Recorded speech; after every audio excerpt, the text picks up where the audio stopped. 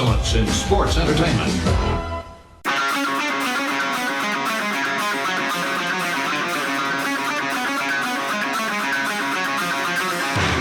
Pro wrestling talk from the four corners of parts unknown. This is That Wrestling Podcast.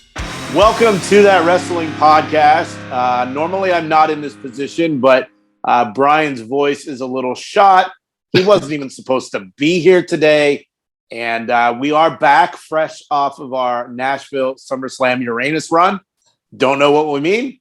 You'll find out soon enough. But first, it's What Are You Wearing? What are you wearing? What are you wearing? What are you wearing today?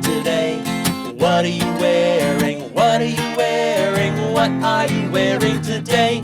So, coming back from a weekend of wrestling stuff, and everybody knows I like to spend money on wrestling stuff, you would think I would be wearing something that I bought at SummerSlam. I would think that. No. Mean Gene Okerlund, Homage t-shirt.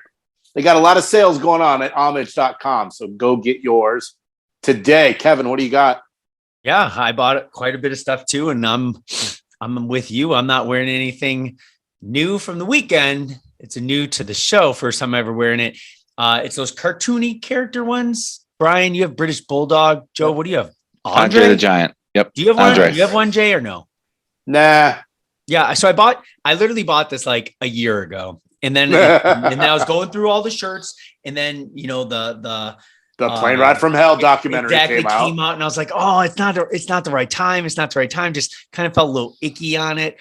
But he's done. His last match ever. So I'm wearing the animated Ric Flair Nature Boy little woo shirt from WWE shop. It's really soft. It's really cool. And his one pec looks really big.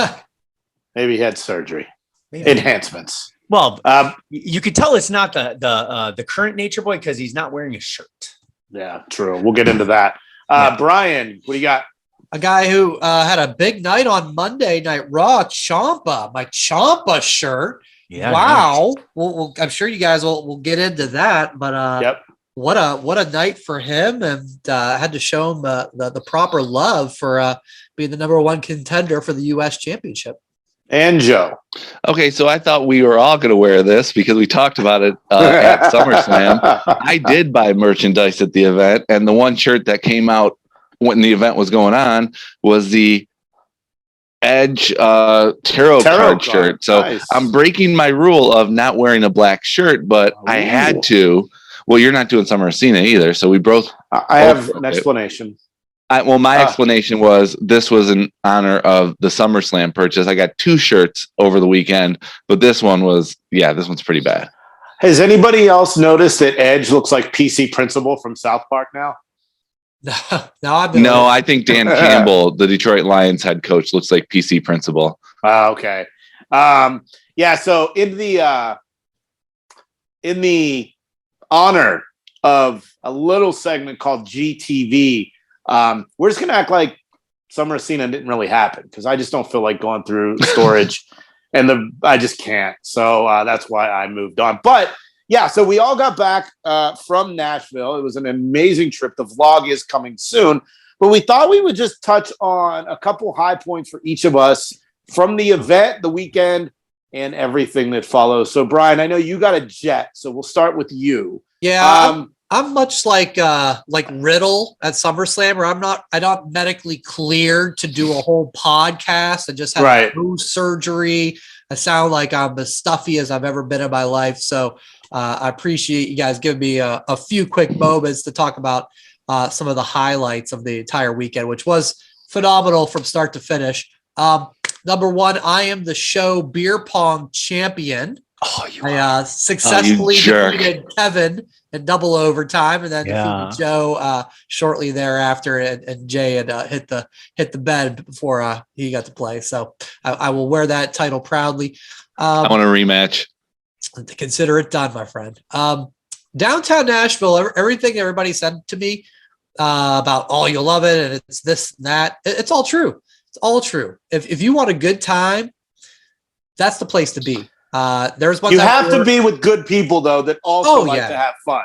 Yeah. If you've got some Debbie Downers that don't want to drink or are too cunty about country music, like you need good people. And I think we had a great crew. So we did. And we just talking to random pockets of people who are like near our table. We were at the rooftop of Tootsie's and loved doing that. I loved that, like when the band at Tootsie's would stop playing, then like you'd hear the band across the street clearer, right? Like there's always music. I think I counted at one time like 9 of those party buses and then pedal bikes at one time. It's just amazing. We did 2 nights of dinner at a gas station. okay, so technically 3 because that's where I ate after the Ric Flair event. Oh my God, you are the champion of the raceway. I think it was right.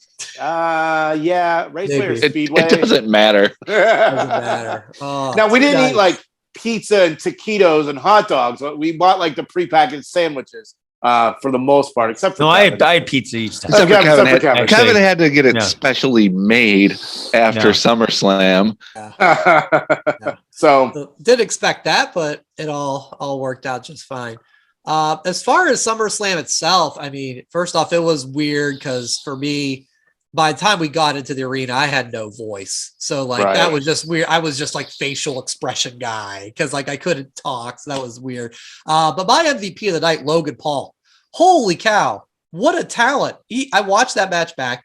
He moves so well. And credit to Miz too, because obviously he led the show and everything. But the stuff he was doing was so amazing for his like second televised match. And I was so glad because when he comes out, the crowd wasn't feeling it. They're booing him. And I was like, oh, geez. By the end, everybody stood up and cheered. He's so good. So good. So impressed. Other quick little things. That was a pretty lame whiskey flight at the Wild Horse Saloon. Come on. Oh, no. little thimble Dixie cups. What the hell? Yeah. Third of the way full. Jeez. I'm not a whiskey guy, but those even look sad to me. That was so sad. I almost got one after you did. And when I saw them come out, I'm like, nope.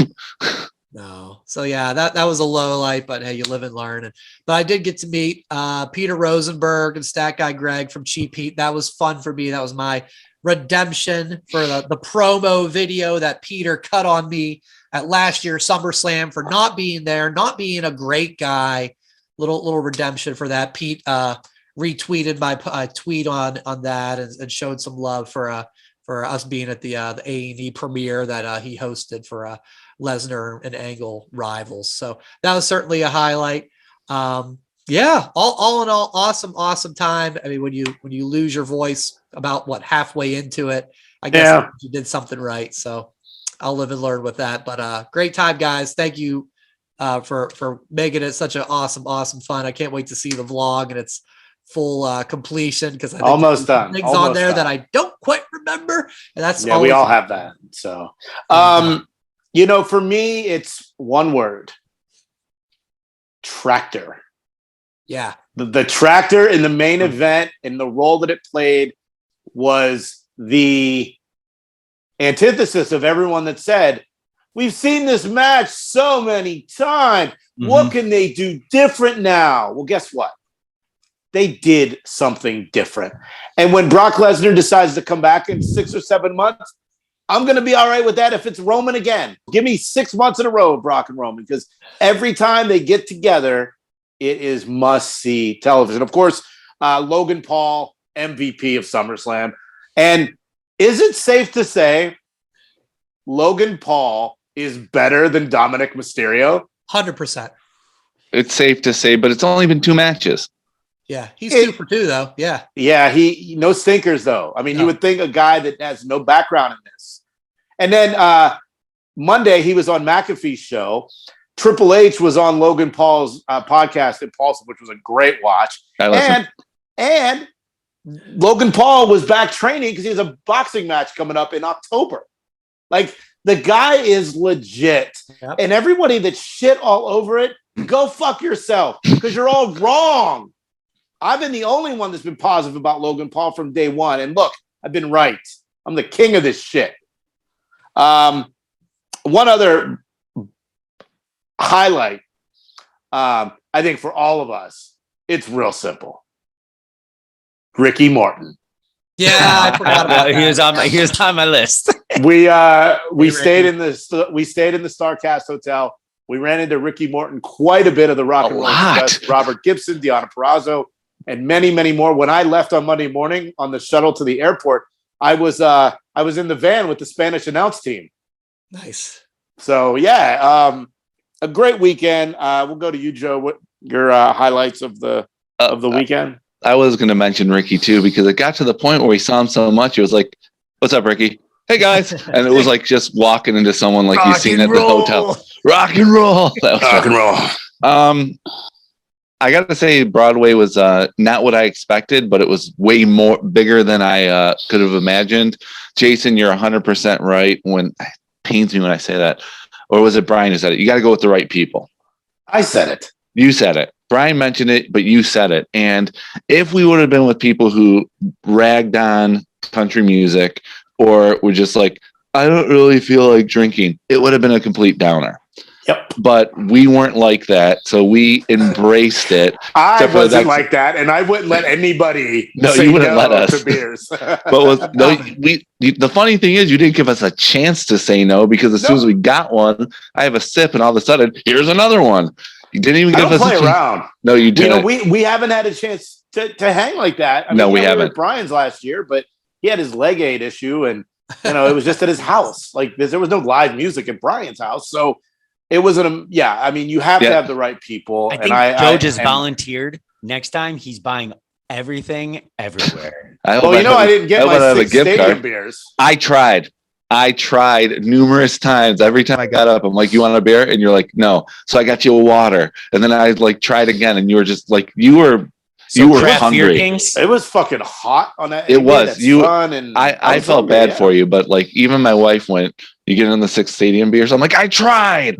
I really did. Wait till she sees the vlog. She'll see a new side of you. Yeah, she's seen that before. She knows I can be. So that was number 1. Number 2. Number 3. I was getting text messages from a friend of mine on the way home. Brian knows about this, so he asked what my takeaway was from being in the crowd. So I did a top 4 list of things that I took away as being in the crowd at SummerSlam. Number 1, Logan Paul got booed the most, then cheered the most as soon as the match was over with. 100%. Number 2, no one cared about Liv versus Ronda in the crowd. I don't think anyone besides Brian. Yeah, Brian. Number 3, Pat McAfee is over no matter what he did. Yeah. And the one that's like the most important, my 4th one, was the entire crowd was totally invested in the main event. Just like you said again, Jason, I'm giving you more credit. We were all dogging on it. It's like, oh, Roman again. I wasn't. Roman and Brock. I didn't dog on it once. We were all except for you. And they turned it into, like, even my text back was, I just finished watching the match again. Best Brock match since he's come back. Wow. Okay. And this friend of mine hates Brock Lesnar. Hates him. Ever since he came back, and he was just like 100% invested in Brock, going like, I hope he's not leaving. You need some new friends, Joe, because that guy sucks. Nah, he's a good guy. But yeah, that's what I got out of the weekend. Kevin. Yeah, Kevin. I was thankful for my couch when I got home because I sat on there from driving and just from being around and up and walking. Oh man, I was exhausted. I was so exhausted. That heat, that sun through, and I still remember that little tiny hole was just following us in it. It was hot. It was very cool. The crowd was lively. Joe, you mentioned Pat, man, he made the slipping. Cause I read his report after, and he's like, the ring and the ropes were damp because it was just so hot from the heat. Yeah, so he jumped up, and he's like, people were like, man, when you were pretending like to surf and fall, he's like, no, I almost fell. He's like, I almost fell. He's like, I just had to rebalance myself. And then he did the flip off there. Anything he does, he looks awesome. Logan Paul, I won't say anything more better than what you guys have already said. The dude's a star. Everything was great. We'll get into Bayley later, but Bayley coming back and the surprise with Dakota Kai right after, and then Io Sky now. That little threesome is one that I think about. That's all I'll say about little that. threesome. So that little threesome, sooner or later they're going to give him a stupid name on TV, and that's what our 5 count's going to be a little bit later tonight. So we'll talk about Bayley. Brian, do you want to hang out for the Ric Flair chat, or do you got to go? You got to go. I think I'm gonna roll, guys. Yeah, like I said, I'm not medically cleared, and I don't need to be dabbing my bloody nose every 2 minutes and make the listeners puke. So hey, carry on, fellas. Great time at SummerSlam, and enjoy wrestling, everybody. Have fun. Thanks, Brian. Yep. See you, buddy. There's one more. Brian just got curb stomped out of the show right now. really fun. On the way to Nashville, we did make a stop. Oh gosh. Okay. Because of me. I couldn't help it. 100% because of you. So before we get to the conclusion of your weekend in Nashville, we can talk about the quick stop on the way to Nashville. Yes. At Jason, Uranus. Yeah. Uranus fudge packing. Who knew Uranus could be so much fun? Uranus was a blast to be in. Lots of things to choose from. And if you don't know what we're talking about, it's legit. It's Uranus Fudge and General Store. Yeah. Was that Anderson, Indiana, Kevin? Does that sound right? Anderson? Yeah. So they say it's Uranus, Indiana, but it's actually Anderson. And they have these billboards like every 10 miles on the highway. And I was like, we got to go to Uranus. We got to go see what's in Uranus. Come on, Uranus. And we went into Uranus, and it was a blast. We did not get our fudge packed, but we did pick up. I bought some stickers in Uranus. I bought some Uranus shirts, and the video doesn't do it justice. But there is one exchange between me and the cashier. Yeah. That I had to do some editing work to get the volume up high enough so you could hear her. But definitely, if you're going through Indiana, make sure you stop in Uranus and enjoy all that is inside. Joe, I'd ask Jason, but he would say no. Do you remember Vegas Vacation? Yeah. We're like, you're right. I'd say the damn bait. He's like, where's welcome to the Hoover Dam. I'm your damn guide, and this is where we're gonna go on the damn tour. And dude, I don't even have any damn questions. Yeah, where do I buy some damn bait? Damn bait. Yes, of course I remember that. That's funny. Yeah, everyone remembers the fourth Vacation movie. But I mean, Uranus jokes are my favorite. That and your mom jokes, but this was just takes the cake. I spent about $80. I bought a couple shirts and I bought some stickers, and Uranus was a blast. So I can't believe I forgot to buy the lunchbox. Oh, you did? I did not buy it. As soon as we left, I'm like, I forgot the lunchbox. The lunchbox was human organs for transport. The lunchbox makes the video. So it does? Okay, so at least I'll see it. It has a cameo. So the guys left Sunday morning, and I stayed because I have some friends that live in Nashville. I went to this really cool burger joint called Stock and Barrel. I sent you guys a picture. The onion rings were like as big as my head. It's crazy. You have a fat head. I do have a fat head. And I decided at 3:30 in the afternoon to go to the event, Ric Flair's last match. Ticket was $30. It was GA in the upper bowl. And when I got there, the line literally was around the arena, the Nashville Municipal Auditorium. So I literally got off at the door, had to walk all the way around the arena just to get in line to then go all the way back around the arena. They only had one door open, which I found interesting. But when I got inside, it's a very small arena, probably maybe like a minor league hockey or basketball arena. But it's had famous events there for years, whether it's country music, lots of wrestling. Flair and Steamboat had one of their 3 matches there. Lots of great stuff. And last week I had said that the card itself was really well done, and this was a card that had wrestlers from New Japan, Impact, AAA, AEW. I mean, everybody. I mean, I guess WWE if you want to count Jeff Jarrett, but it brought everybody together, and the matches were great because it wasn't long. They weren't long matches. The main event was probably the longest. So highlights for me were the Lucha match. It was Black Taurus, who I had never seen before, who has this big helmet with horns. Look him up. The guy was unbelievable. Against Ray Phoenix, Laredo Kid, and Bandito.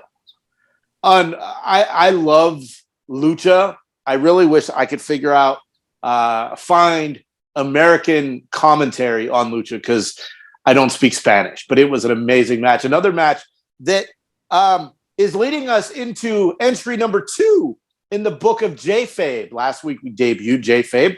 Entry number 2. If you're going to a wrestling match and there is a badass women's match, don't be an asshole.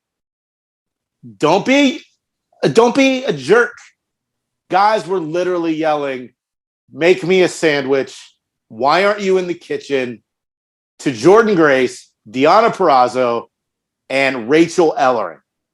Oh, they go wrestle. fuck yourself. Yeah, but who does that anymore though? It's like that's going to be J-Fabe. That should just be common courtesy. I don't know if that was because we were in the South or whatever the fuck, but during the opening sequence, I think it was just a crowd.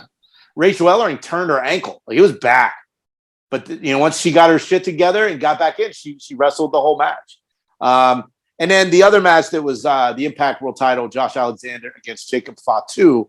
If you don't know who he is, yeah, he'll be. I imagine in the next 3 years he'll be a part of the bloodline because he is a part of that lineage, the Samoan lineage. But it was a great title match until the major dorks all ran in and fucked everything up. Cardona, Myers, and Sterling fucked everything up. And then Cardona felt the bang because DDP jumped the rail and hit him with the diamond cutter. You could have watched that on our YouTube channel, but Fight TV had it taken down. We have 3,000 subscribers, and there are people with way more higher subscriber amounts with videos from that show, and they're still up, but we got taken down. Whatever. We're taking over. And then finally the main event. And I have had mixed emotions about this, for months now. And when I was there, I didn't take a lot of videos or pictures because I wanted to enjoy this one as a fan. So I did film Ric Flair's entrance. The place was electric when the woo hit and the music started. But I actually recorded a podcast when I got back to the room Sunday night, but I wasn't happy with it, so I didn't publish it. In that podcast, I was very positive about the match.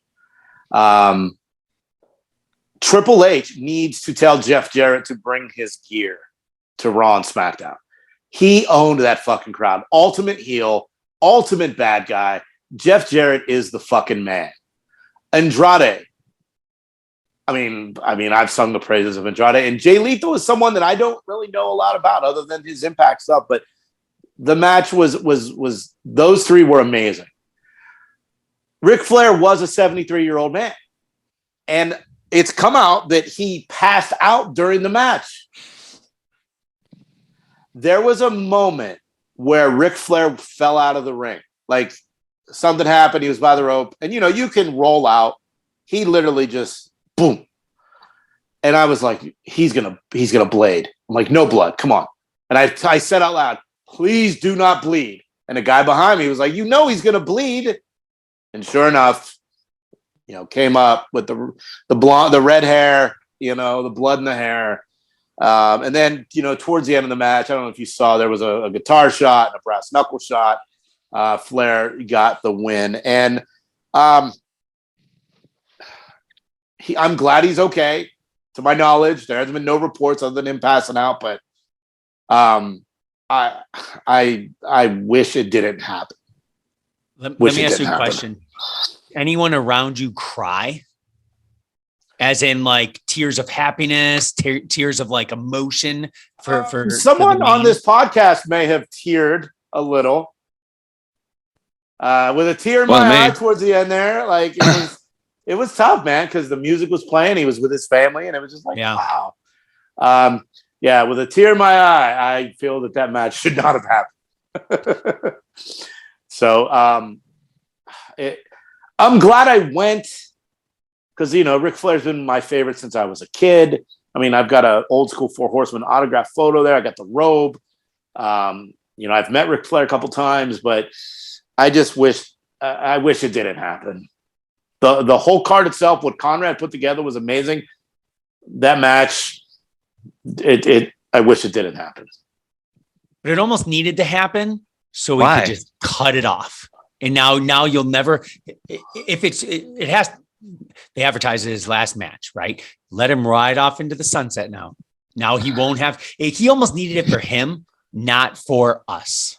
Well, they had video tributes running through the night, and they had Cody Rhodes, and he says, look, is this Ric Flair's last match? He may show up on Raw and want to put me in the figure 4. He may want to go to AEW, so like, who's to say in a year from now, whoever holds the record for oldest wrestler in a wrestling match, we'll say it's 74, and Ric Flair is about to turn 75 in 2 years. Who's to say, well, I want to have the oldest match in recorded history, and he does it again?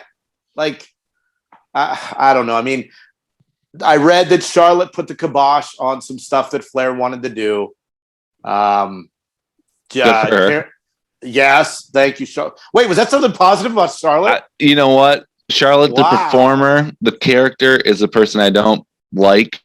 But, as a person, like as a human being, as a daughter, you got to give her props for that. Well, like, I don't like her character. I don't like her performer. But as a person, probably a great person. Nice. I like how you said probably. Probably. I've never met her. I can't say anything. But I'm just going based on what I see on TV, my J-Fave or whatever. But he didn't need to do it. He didn't need to do it. He had his ultimate goodbye. It was at WrestleMania 24. No one's going to have a bigger goodbye than that. And he blew it. I had no interest in it. None. Yeah. $30. I'm glad you went, but still, you didn't sell it for being there. Yeah, it was, like I said, it was a mixed bag of emotions, seriously. Like, because I was afraid it was going to be a Randy the Ram situation, which I know is a fictitious character, but I don't want to. And we don't know what happened at the end of the movie. He might be alive. He still might be working at that deli, cutting his hand for jollies. Who knows? Yeah. So that's my. I know that wasn't like a stellar report of Ric Flair's last match in the show, but if you can find a replay of it and you have 2.5 hours to kill, give it a watch.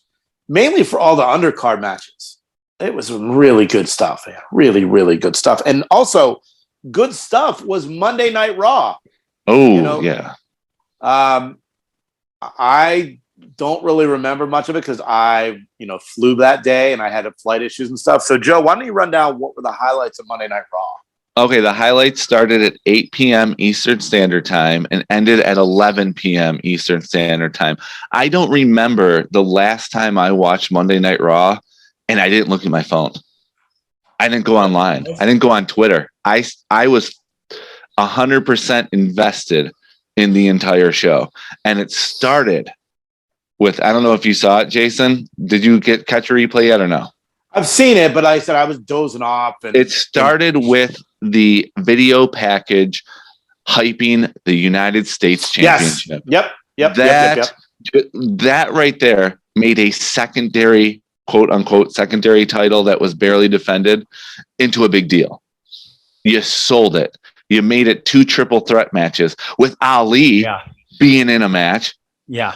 And Tommaso or Ciampa, still can't call him Tommaso yet, but like 2 great triple threat matches. The first hour was commercial free. That's not going to happen again. But Brian, if he was here, him and I went back and forth like the next day because he started Raw late. He started like at 9:00.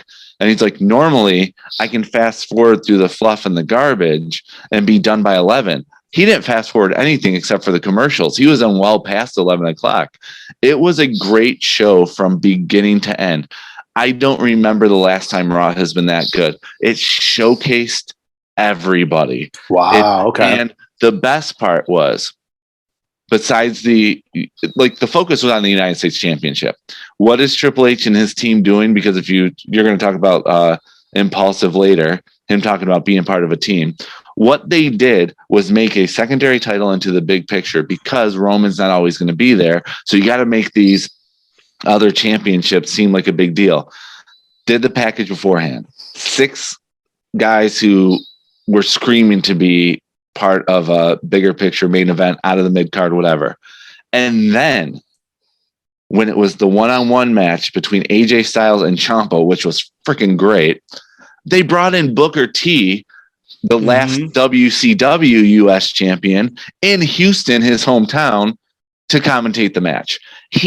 They did everything right for just like the casual fans who don't watch it. Now they think that this is a big deal. And they did something for us fans who are like, thank you for not treating us like idiots. We remember wrestling from beyond 3 months earlier. So Raw I was like so glad that you were all on different time frames because I didn't want to be in a texting match either. I just wanted to watch it. I loved every second of it. So all those shirts that have been bought on whatamaneuver.net from all proceeds went to make Raw great again. We did it, everyone. We did it. and a few, it was fun because Joe hit so many good highlights. There's little tiny things during the show that I only have one thing that I didn't like, but it's very minuscule. But go ahead. So it was a lot of little tiny innuendos, like little tiny like insider fan stuff. Like there was a time where Seth came down, in the Street Profits came on the stage and Seth was like, "You guys just can't win. Why don't you just break up? Just break up. Just break up." And then him and Ford had a fantastic one-on-one match. Bayley, Dakota, Io, they were backstage, and then they walk away.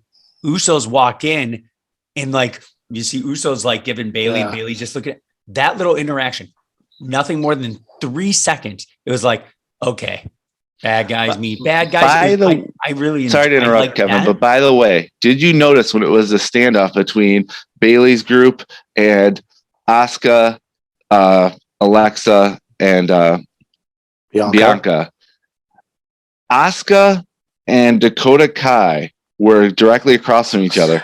Stop trying to make Asuka work. Asuka changed spots with Bliss when they went into the ring. They're setting up. It's been resurrected. Asuka, it's going to happen. Stop it. No one wants to rewatch it. They're directly across from each other. Asuka tells Alexa, let's switch spots. She knows it's going to happen. But the main event, the tag team match was fantastic. The ending, Edge spearing Dominic. What's going to happen? It was a very quick show. It was a good show. Yeah, I'll give you that. It was very quick. That 3 hours flew by. It was actually a lot of good wrestling this week. So if let me throw this at you. If Becky didn't get hurt, do we think Alexa and Asuka are still with Bianca at the end of the night? No, I think Asuka would be, but Alexa would not. Yeah, unfortunately, there's something with Alexa's face, man. I feel like she got like fillers, which is weird. I feel like it's like so like looking like Charlotte. I don't know, something's going on with her. But when Becky came out with the arm brace, it's like, is she really hurt again? And then I saw the photo of her shoulder like going like that at SummerSlam. I'm just like, oh shoot. So but she's back to being the man and not big time back. She said that enough. And that I like is that. exciting. I am very excited. Boom, went from booze last week to her standing next to Bianca, instant face again, which is awesome. There is one little thing I did not like. I wanted Edge to come out to Brood music, not Metalingus. That like the Rated R Superstar. He's the Rated R Superstar. I know he is. It's like I wanted it to like stretch out a little bit more before that, but like that's maybe this is going to be like the. I loved it, and it was the only thing I didn't like about the whole show. Well, same thing last SummerSlam. Yep, and maybe this is his version of the Demon. Yeah, like when it's Brood music, that's when there's shit to pay. So Reg versus Demon at Clash at the Castle. Yes. Reg. So if you're just playing along. While we were waiting for Kevin to get his gas station pizza, good, specially made, tastes we're like just sitting outside talking, and Red Edge, and I'm like, Reg, his name is Reg. This version of Edge is Reg. And then someone's like, what about Reggie? And I'm like, well, he's Reggie. So we got Red Edge, and Reggie. So 24/7. Yes, 24/7 Which we did not Reggie. see. Could that be? Yeah, maybe it's gone. Maybe it's retired. I hope so. Yeah, so I'm glad to see Raw and everything is picked up. You had mentioned the Impulsive interview. Triple H was on Logan Paul's podcast. Now, I wish this would have happened Sunday, but it actually happened Saturday morning before SummerSlam. And, you know, I mean, I love Triple H. I mean, there are no I'm not trying to hide that at all, you know, from the performer side. But now everything he's doing, you know, in an executive role is amazing too. But he did this podcast. It was an hour. And they made reference and they showed, you know, Nick Khan was off camera. Steph was off camera. Other high execs were off camera. And if you're just go back and watch. If you haven't watched it, I'm guessing you two haven't watched it. I listened to it. I didn't watch the video, but I was doing some work around the house today, so I made sure to listen to the whole thing. It was so good. Again, this goes back to what I was saying earlier. People want to write off Logan Paul as some sort of fucking idiot. He's not a fucking idiot. He's smarter than you. He's smarter than you, Joe. You're a teacher. So this guy is the real deal, and I can't wait to see what's next. I thought Triple H did a great job on it with the simple fact that he was straight up honest. I didn't know who you were. My daughters did. And then him being the looking into the future went, this is the type of stuff we need to look into. We can't just be going to the old school way of getting wrestlers to come in, getting talent. We have to like look outside of the box. And he said, Logan Paul, you have it. He made sure to say that before we even saw him perform at SummerSlam. I love the last question. I love like when he talked about like, you know, I need to rewatch the SummerSlam triple threat match with Kurt Angle and The Rock again, because he goes into a great he tells a good story about that. Like you just have to do it. You just have to go with it and stop talking inside Earl Hebner's ear. Like listen to right after you're done listening to it, look up on Peacock the triple threat match at SummerSlam. I think it was 2000. Yeah. So it was good. I just want to touch on one thing from AEW, and then we'll get into the 5 count. Adam Cole turns his back on the Young Bucks, the Undisputed Elite, back together, and now they're not. Nice misdirection of Adam Cole saying you guys can't compete in the trios tournament because I'm not medically cleared, and if I was, it was a great misdirect. Looks like it's going to be Hangman, the Hung Bucks, against Undisputed Elite, probably in the trios tournament final. I would guess if they're going to release that. But thoughts on Adam Cole turning on the Young Bucks, Brian or Kevin? I want to touch base on more than just that. Oh, okay. But and I'll get to that right after you mentioned Jay Lethal. All you know is the Impact. That Lethal Orange Cassidy match at the beginning. That was a fun one. That was fun. Was fantastic. And then at the end, that big, huge Indian dude, I can't remember his name, but I know. He's massive. Massive. But it kind of sets up with Wardlow, and like it was just a fun, very fast. That Raw was very entertaining. 3 hours. That was probably one of the fastest AEW shows. I don't know. It just seemed like it was kept on going so quick. But yeah, Adam Cole. I always like it when he goes story time with Adam Cole, baby. Like it's, but yeah, when they turned, it was fun. Hangman comes out. Like it was a very fun. Butterflies on denim. The new cowboy. Not cowboy. Yeah. The new cowboy shit. Who knows? But the one thing I really enjoyed was Jericho getting the win with the Lion Tamer. Yeah. Because Moxley said he wanted Lionheart. Yeah, but Walls of Jericho, Boston Crab, Lion Tamer, yeah. Well, if you read his book, I didn't. A Lion's Tale by Chris Jericho, his first book. I know you finally gave it back to me. You've had it for 10 years. He talks about getting ready to go to WWE towards the end and how they wanted him to change the Lion Tamer because it wasn't WWE approved. So that's why it turned into like a Boston Crab. Man, the lion tamer, just the knee on the neck, and Yuta's just so tall and lanky. Like his huge or long legs. I don't know. It looked great. I felt like AEW had to put on a good show. They have Too many eyes are on wrestling right now, all over the place. Like my niece, 15 years old, does not watch wrestling, hates wrestling. My nephew and my brother are watching it. I find out the next day on the road trip home that she walks by, sees Logan Paul on TV, all of a sudden, wrestling fan.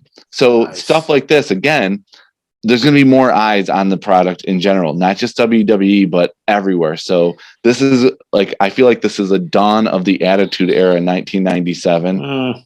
Like I'm not going to say like it's going to be Attitude Era S. I'm just saying like there's going to be more eyes on it. There's not going to be the ratings because who gives a crap about ratings when there's so much content now? It's just going to be more accessible.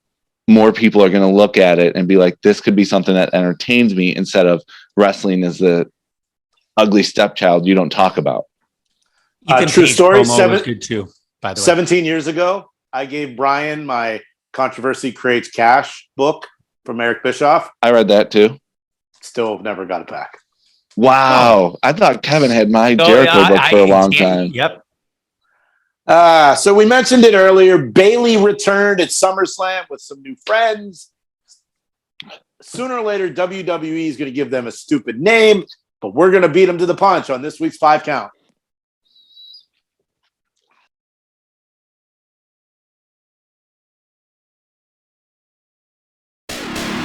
That Wrestling Podcast presents the 5 Count.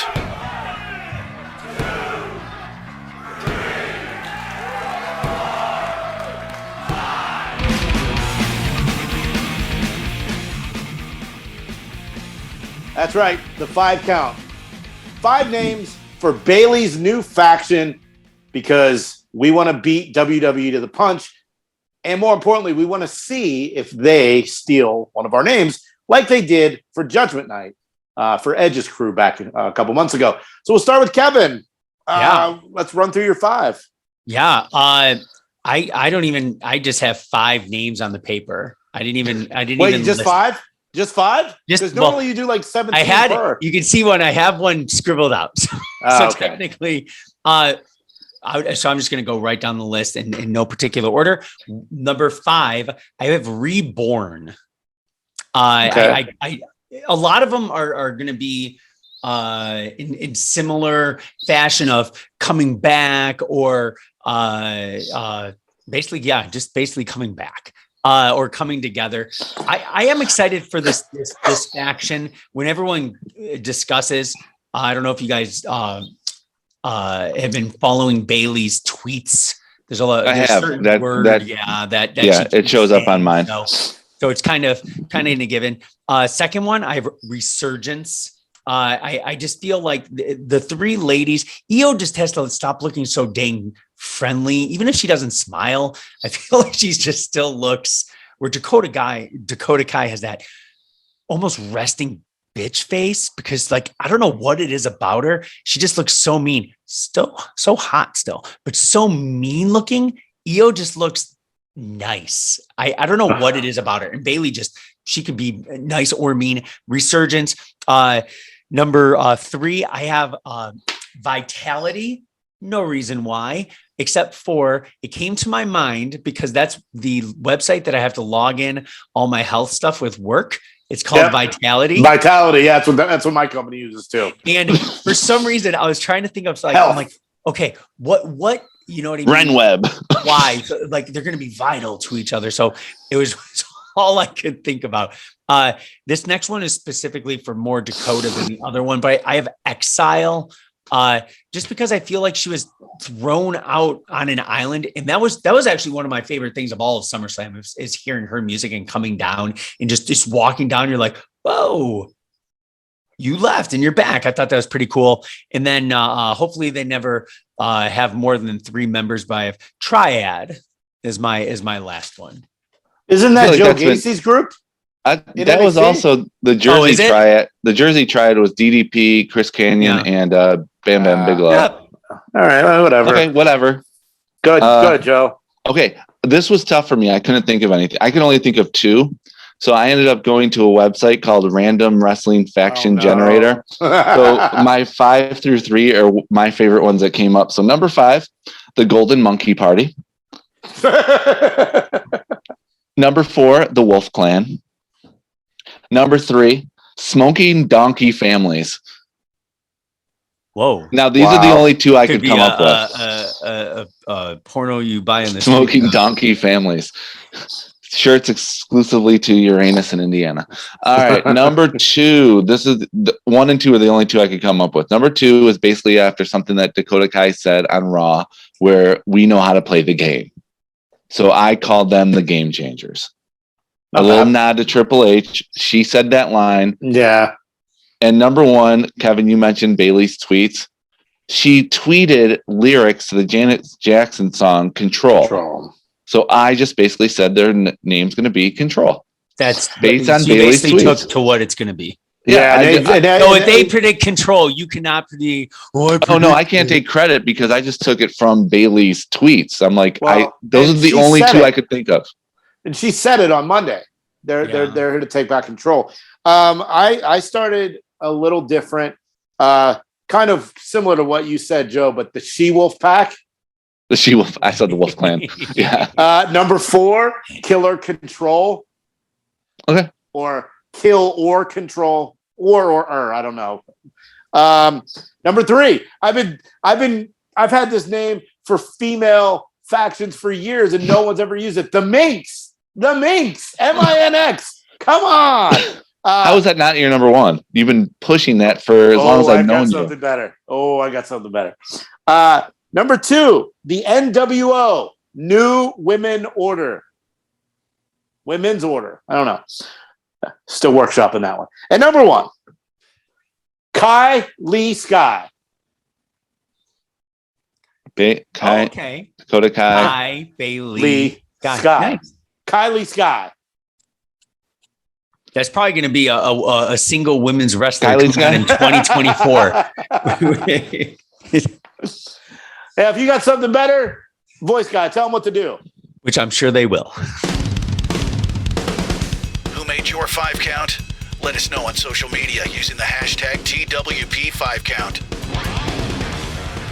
That's about it. We are wrapping the show. A great 5 count, a great trip, boys. It was a lot of fun. Definitely got to do that again. Brian, get well. We'll catch you next time. Don't forget to follow us on social media at thatwrestlepod, thatwrestlepod@gmail.com. Pick up a shirt at whatamaneuver.net and subscribe, rate, review.